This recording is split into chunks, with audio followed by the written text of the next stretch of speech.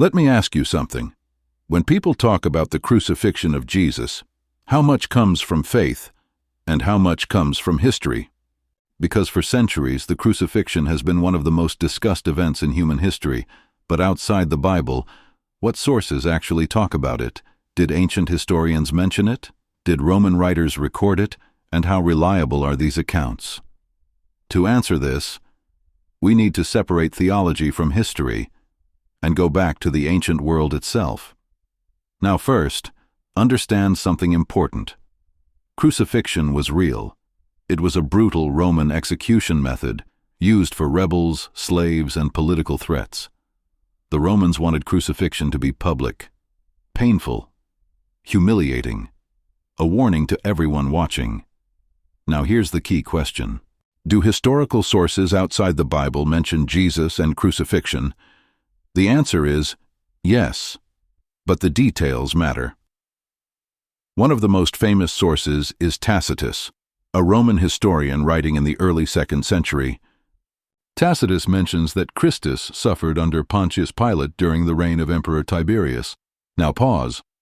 This is important because Tacitus was not a Christian supporter.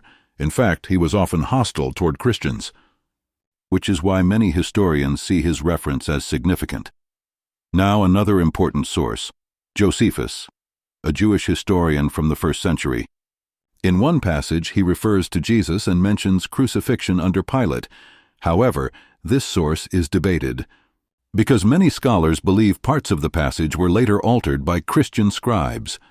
So historians study carefully which parts may be authentic and which may not. Now think about that. History is not always simple. Ancient texts pass through many hands, copied, translated, edited over centuries. Now another source comes from Lucian of Samosata, a Greek writer who mocked Christians. He refers to Christians worshiping a crucified figure, again, not friendly toward Christianity, but still acknowledging that the belief existed. Now ask yourself this: do these sources prove every theological claim? No. Historical evidence and theological belief are not the same thing. History can suggest that a crucifixion event was believed and reported, but theology goes beyond history. Now let's step back. In Islam, Jesus, peace be upon him, was not crucified successfully. The Quran states it was made to appear so to people.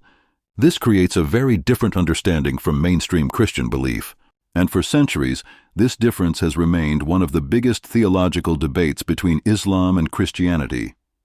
Now again, this discussion is not about attacking beliefs. It is about understanding sources, because when people discuss history, they should know which sources exist, what they say, and how historians evaluate them. Now here's the deeper question. Can ancient history ever give absolute certainty, or does every generation interpret evidence differently, because history is rarely complete? We reconstruct the past from fragments, texts, records, claims, interpretations, and sometimes those fragments create more questions than answers. So I leave you with this. When it comes to ancient events like the crucifixion, where does history end and belief begin? Do you agree with this point? Like if yes, comment if you disagree. And if you enjoy deep historical discussions like this, subscribe to Theology Unveiled, because sometimes understanding history changes how we see belief itself.